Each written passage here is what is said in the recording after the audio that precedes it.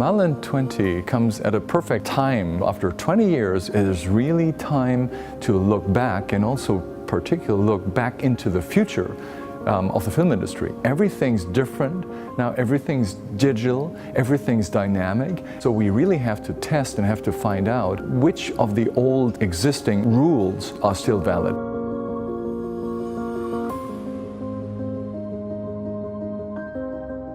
Everybody is always busy in the industry, and you only very rarely take the time for reflection and look at the larger scope of things and take a bird's eye perspective.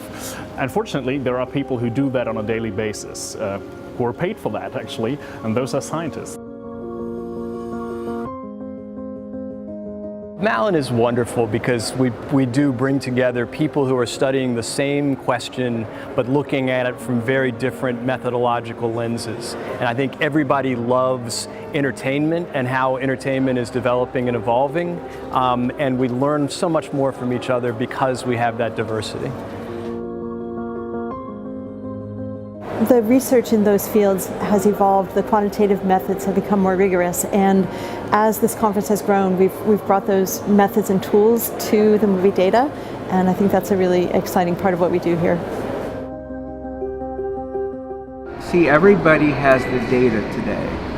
The question is, what do you do with it?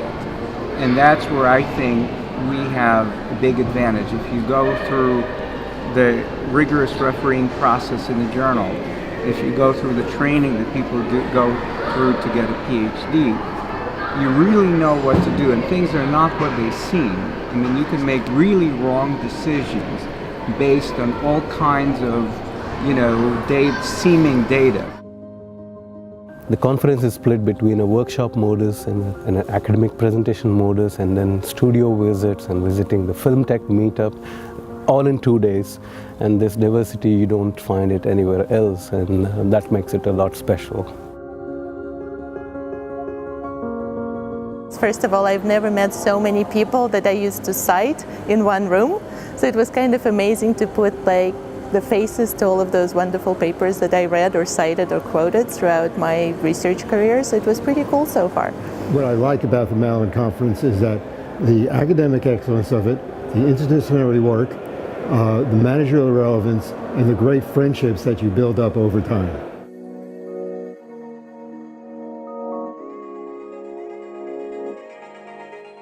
Well, I think what this conference could bring to us is a different lens on our business, because we very much see it from the business side. So here I think you see perspectives from different worlds. You have a different angle at our problems, and so I think I would like to be inspired for what we can do for our customers from great talent across the world. What I like here is the dialogue. It's the actual opportunity to contribute to people's viewpoints and to also shape the research that's going to be done tomorrow. And being a part of this is a very exciting endeavor. We need the Mallen Conference to get smarter, to get better in our industry. So for us it's helpful. For the academic point of view, it's probably important to get the exchange. Perhaps it might result in papers, but for us it's just get more knowledge, get more intelligence. That's why.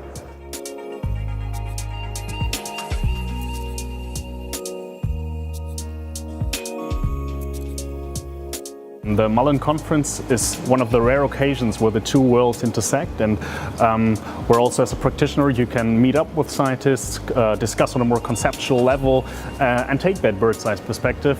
And yeah, 2 days that are dedicated to reflection. I think it's a huge opportunity that everyone in the industry should be happy to take as well.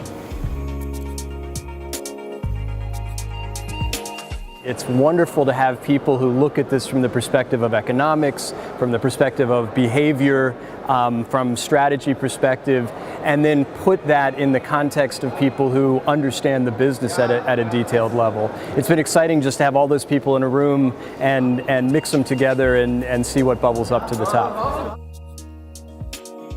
We had producers in our group, so we really got a lot of insider information and really got the chance to see their true pain points. So that really was the highlight of my conference, and we learned a lot in this process. I think the biggest challenge they're going to face over the next decade or two is what happens to the traditional cinemas. Because I think with the increased frequency of streaming, it's changed how consumers are kind of being trained as they grow up to interact with content. And I think traditional theaters are still going to be finding their way over the next couple of decades.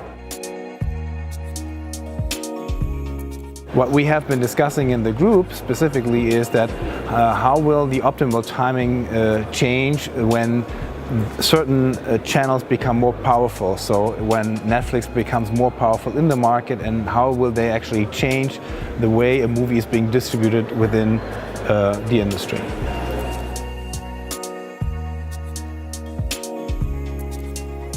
We feel like the biggest problem facing today's producers, especially the independent producers, is actually they often make important decisions without enough information or data. So we were talking about how to leverage technology and big data and the data analytics techniques to make not only compelling content but also profitable content for these producers. Normally I would avoid data and also prediction of data. But it was very interesting to learn that it could be really helpful in some processes to just rely on data or get more information. It was very interesting for me to hear those scholar point of views to the practical work. That's what I'm taking with, like, to be more open to those possibilities. I really don't know of any other academic gathering where the people come together who are so intrinsically motivated and share this fascination about a topic, and then they help each other, they are so constructive. This is really unique. I can't imagine any other thing I'm part of that has this rich camaraderie and yet real sort of a personal statement of fun and growth at the same time.